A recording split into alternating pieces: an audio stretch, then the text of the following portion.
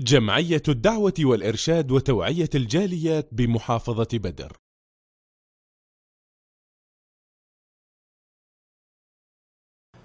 الحمد لله وأصلي وأسلم على خير خلق الله محمد بن عبد الله وعلى آله وصحبه ومن والاه وبعد।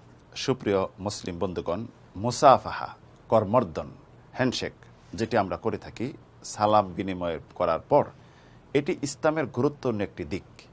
এতে অন্তরের হিংসা বিদ্বেষ দূর হয়, মুসলিমদের সাথে বন্ধুত্ব তৈরি হয়।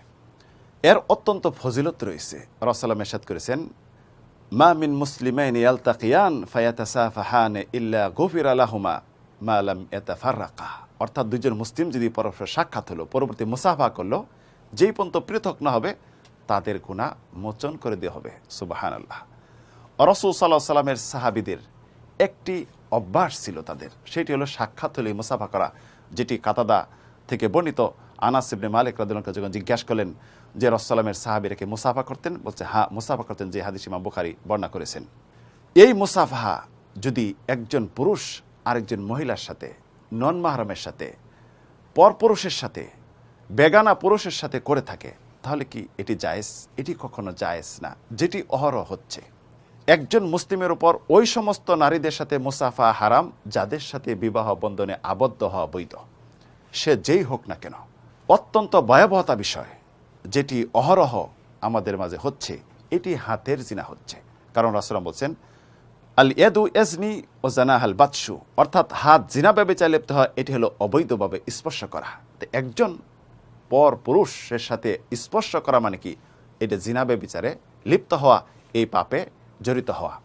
একজন মুসলিম রমণীর পর পুরুষের সাথে মুসাফার বিষয়ে রাসূলুল্লাহ ভয়াবহতা উল্লেখ করেছেন, লি আইয়ুতা আনা ফি রাসি আহাদিকুম বিমাখিতিম মিন হাদিদ খায়রুল লাহু আইয়ামাসসা ইমরাতান লা তাহিল্লু লাহ। তথা একজন বেগানা মহিলাকে স্পর্শ করা থেকে মাথায় লোহার সুচ দিয়ে আঘাত করা উত্তম। রাসূল সাল্লাল্লাহু আলাইহি সাল্লাম ইরশাদ করেছেন, ইন্নী লা উসাফিহুন নিসা, আমি কখনো মহিলাদের সাথে মুসাফা করি না। মা আয়েশা রাদিয়াল্লাহু আনহা বলেন, লা মা মাসাত ইয়াদু রাসূলিল্লাহ সাল্লাম ইয়াদু ইমরাতিন কাত্তুন, রাসূল সাল্লাল্লাহু আলাইহি সাল্লামের হাত কোনো মহিলার হাতের সাথে স্পর্শ হয়নি, যা তার জন্য এটি হারাম। কিন্তু দেখা যাচ্ছে যেটি আমাদের মাঝে অহরহ হচ্ছে, এমনকি হুজুরদের সাথে হচ্ছে, পীরদের সাথেও মহিলারা বায়াতের নামে করমর্দন করতেছে, এটি হারাম সম্পন্ন। রাসূল সাল্লাল্লাহু আলাইহি সাল্লাম, যিনি সকলের শ্রদ্ধাভাজন, সমস্ত মুমিন রমণীদের শ্রদ্ধাভাজন, পৃথিবীর শ্রেষ্ঠ ব্যক্তিত্ব যিনি ছিলেন, তিনি যখন বায়াত গ্রহণ করতেন, কথার মাধ্যমে বায়াত গ্রহণ করতেন, কোনো মহিলার হাত স্পর্শ তিনি করেননি। তাই প্রিয় বন্ধুগণ, একজন পর পুরুষের সাথে একজন মহিলার হাত স্পর্শ করা অত্যন্ত পাপের কাজ, অত্যন্ত ভয়াবহতা রয়েছে। এই সমস্ত কাজ যদি কেউ করে থাকেন, আজ থেকে তওবা করুন, হতে পারে আল্লাহ রাব্বুল আলামিন ক্ষমা করে দিবেন।